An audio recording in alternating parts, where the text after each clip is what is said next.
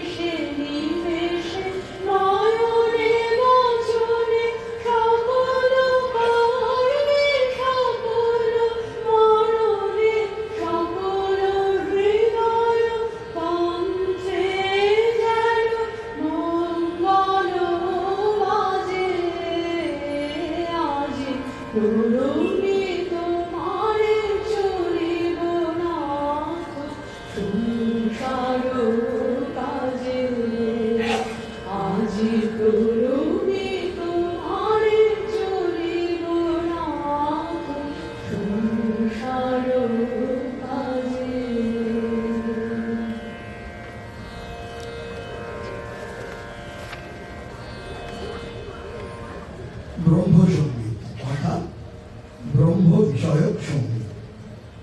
এই ব্রহ্মসঙ্গীতের উপকার রাজা রামমোহন রায়। অষ্টাদশ শতাব্দীর অতুলনীয় ও প্রতিভাধর ব্যক্তি রাজা রামমোহন রায়কে ব্রহ্মসঙ্গীত রচনার পথিকৃৎ বলা হয়। ব্রহ্মসঙ্গীত নামটিও তাঁরই দেওয়া। সঙ্গীতপ্রিয় রামমোহন বুঝতে পেরেছিলেন যে সঙ্গীত মানব মনের সাধারণ স্তর পার হয়ে গভীর অনুভূতির জগতে প্রবেশ করতে সক্ষম। তাই তিনি ধর্মের কঠিন তত্ত্বালোচনায় সঙ্গীতের নান্দনিকতা ব্যবহার করেছিলেন। 1815 সালে আত্মীয় সভা গঠন এবং 1828 সালে নিজ গৃহে ব্রাহ্ম সমাজ স্থাপনের মধ্য দিয়ে রাজা রামমোহন রায়ের ব্রহ্মসঙ্গীত চর্চার প্রেক্ষাপট তৈরি হয়। তার রচিত ব্রহ্মসঙ্গীতগুলিতে বেদান্ত উপনিষদের অদ্বৈতবাদের উপলব্ধি প্রকাশ ঘটে। আমরা এবারে তাঁরই রচিত একটি ব্রহ্মসঙ্গীত পরিবেশন করছি, যেটি ইমন কল্যাণ রাগে আধারিত। 1828 সালের 20 আগস্ট বুধবার, যেদিন ব্রাহ্ম সমাজ প্রতিষ্ঠিত হয়, সেই দিনে উপাসনার শেষে এই গানটি গাওয়া হয়েছিল। এই গানটি উপনিষদের স্তোত্র সহযোগে গাওয়া হয়। আমরাও সেইভাবেই পরিবেশন করছি।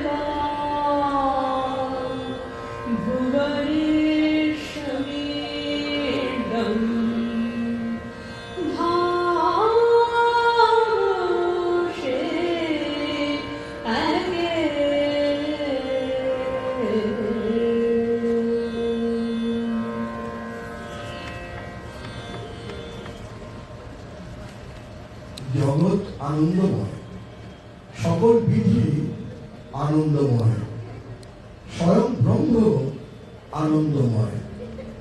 আর ব্রহ্মসঙ্গীতের মাধ্যমে সেই আনন্দের উপলব্ধি ঘটে। ব্রহ্মসঙ্গীত বাংলা সাহিত্যের পরম সম্পদ। যুগে যুগে কালে কালে বিভিন্ন রচয়িতার সৃষ্টির মাধ্যমে ব্রহ্মসঙ্গীতের ভাণ্ডার পরিপূর্ণ হয়েছে। তবে খেয়াল করলে দেখা যাবে যে রামমোহন রায়ের সময় থেকে আরম্ভ করে পরবর্তী এক শতাব্দীতে ব্রহ্মসঙ্গীত রচনার ভাবধারা ও বিষয়বস্তু ক্রমেই বৈচিত্র্যশীল হয়েছে। আর এর পূর্ণ প্রকাশ ঘটেছে রবীন্দ্রনাথের রচনায়। আমাদের এবারের গানটি সেই পরম ব্রহ্মের উদ্দেশ্যে রচিত একটি রবীন্দ্রসঙ্গীত, যেটি ৭৫তম মহোৎসবে গীত হয়েছিল। এই গানটি বেহাগ রাগে আধারিত।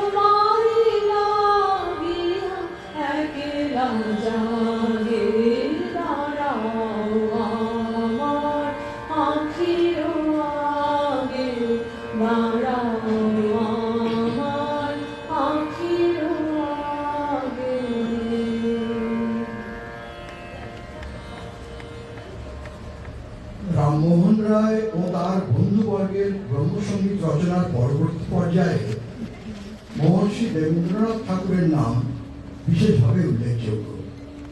একই সঙ্গে মহর্ষি পরবর্তী প্রজন্মে তার পুত্র ও কন্যারা প্রায় প্রত্যেকেই ব্রহ্মসঙ্গীত রচনা করেছিলেন। এদের মধ্যে জ্যোতিরিন্দ্রনাথ ঠাকুর ব্রহ্মসঙ্গীতের সুরের ক্ষেত্রে ভারতীয় শাস্ত্রীয় সঙ্গীতের রাগ রাগিনীর প্রয়োগ রীতির ধারাকে বহুমুখী করে তোলেন। তিনি প্রথম ব্রহ্মসঙ্গীতের পরিমার্জিত স্বরলিপি প্রকাশ করেন, যা বাংলা গানে একমাত্র আকারমাত্রিক স্বরলিপি হিসেবে প্রচলিত। আমরা এবার জ্যোতিরিন্দ্রনাথ ঠাকুর রচিত একটি ব্রহ্মসঙ্গীত শোনাচ্ছি।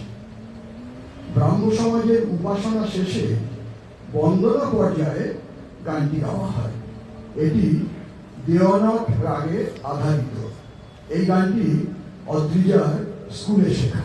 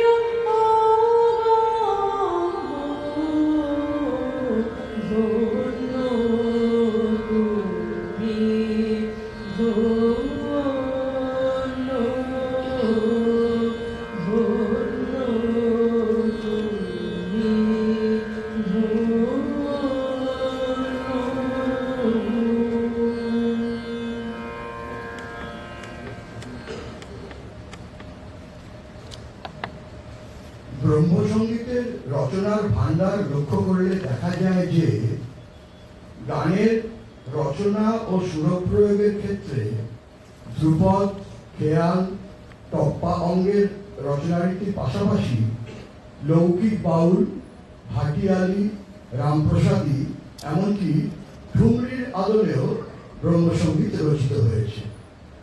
বাংলা সঙ্গীতে অতুল প্রসাদ সেনই প্রথম ঠুমরির চলন সংযোজন করেন।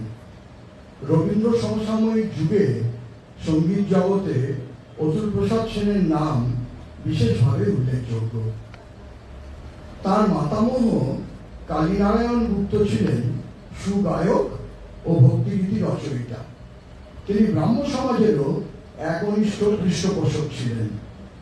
দাদামশাইয়ের কাছ থেকেই উত্তরাধিকার সূত্রে প্রাপ্ত সঙ্গীতানুরাগ অতুল প্রসাদের মধ্যে সঞ্চারিত হয়। অতুল প্রসাদ তার রচিত বিভিন্ন গানের মধ্যে থেকে কিছু গান নিজেই ব্রহ্মসঙ্গীত হিসেবে চিহ্নিত করেছিলেন। আমরা এবার সেই ঠুমরি চলনেরই একটি অতুল প্রসাদী ব্রহ্মসঙ্গীত শোনাচ্ছি। এটি খেম রাগে আধারিত।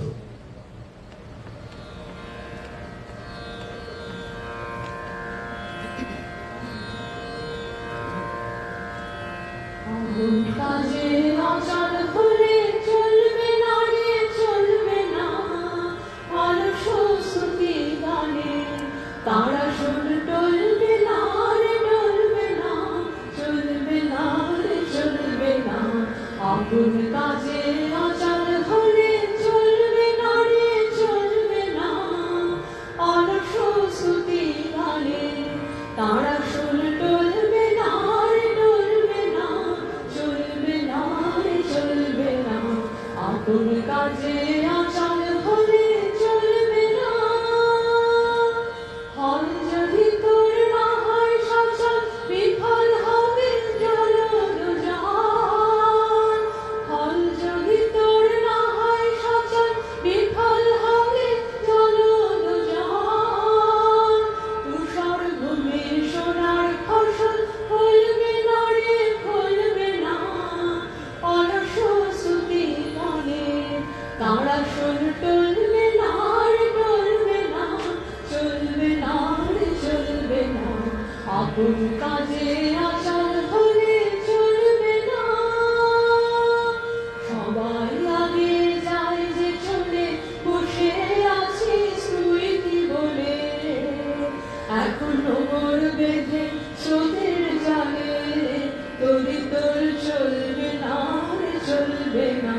সবাই আগে যায় যে চলে, বসে আছিস তুই কি বলে?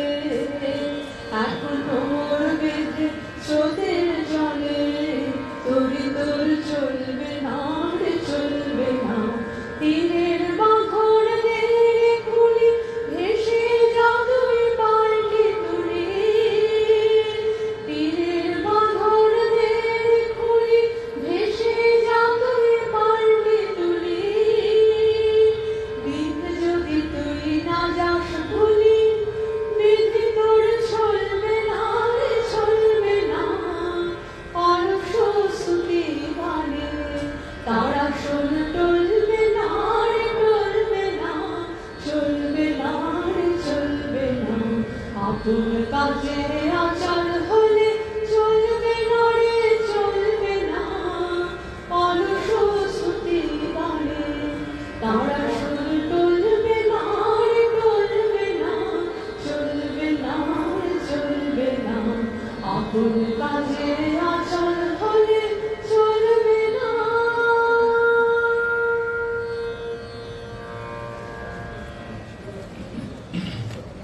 আমাদের এবারের গানটি কাশীচন্দ্র ঘোষালের রচনা।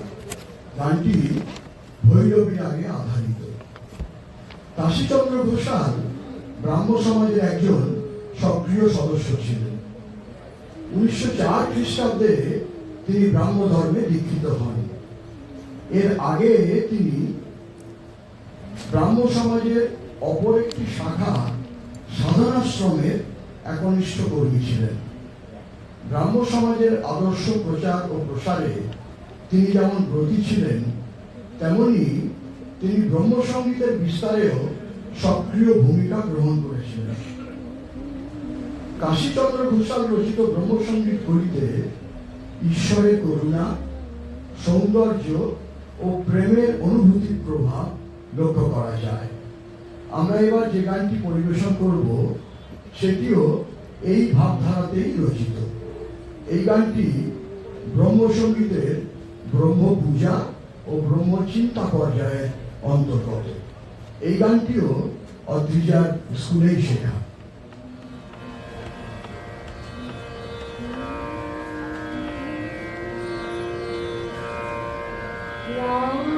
রাজেশ্বর ব্রহ্ম পরাৎপর বিরাজিত হেরো মহাসিংহাসনে। রাজেশ্বর ব্রহ্ম পরাৎপর বিরাজিত হেরো মহাসিংহাসনে।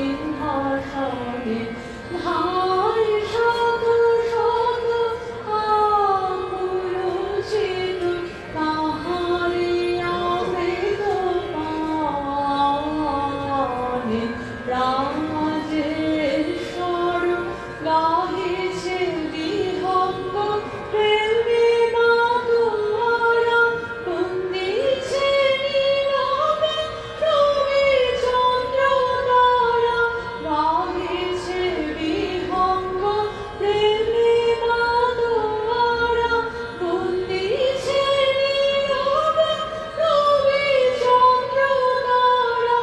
বীণা বাদিনী গাহে কলদিনী কি আনন্দ ধ্বনি উঠিছে ভুবনে। রাজেশ্বর ব্রহ্ম পরাৎপর বিরাজিত হেরো মহাসিংহাসনে। রাজেশ্বর এসো গো ভগিনী এসো রে ভাই। পিতার সিংহাসন ঘিরিয়া দাঁড়ায়। এসো গো ভগিনী এসো রে ভাই। পিতার সিংহাসন ঘিরিয়া দাঁড়ায়। হৃদয়ে হৃদয়ে প্রেমে গলিয়ে প্রাণ খুলে পিতার যশ গীতি গায়। যার আবাহনে প্রাণ জাগিল, যাহার পরশে পাষাণ গলিল। যার আবাহনে প্রাণ জাগিল, যাহার পরশে পাষাণ গলিল। দেখিয়া নিমেষে সে সত্য পুরুষে হৃদয় নিভৃত মাননে। রাজেশ্বর ব্রহ্ম পরাৎপর বিরাজিত হেরো মহাসিংহাসনে। রাজেশ্বর।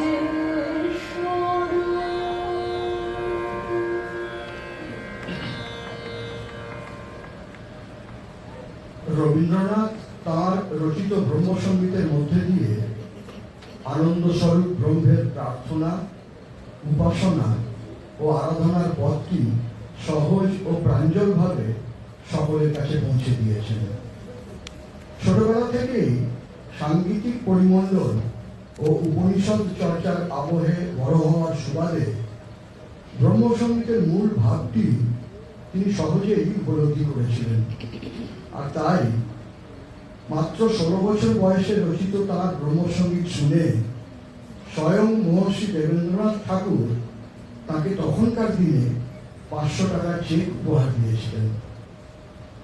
আমরা আমাদের আজকের অনুষ্ঠান শেষ করছি রবীন্দ্রনাথ ঠাকুর রচিত আরেকটি ব্রহ্মসঙ্গীত দিয়ে। এটি ইমন কল্যাণ রাগে আধারিত। এই গানটি 77তম মহোৎসব উপলক্ষে রচিত হয়েছে।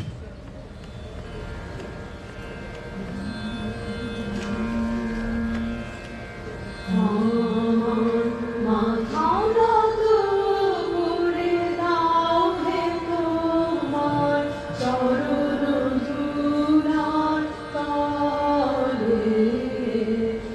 করুণ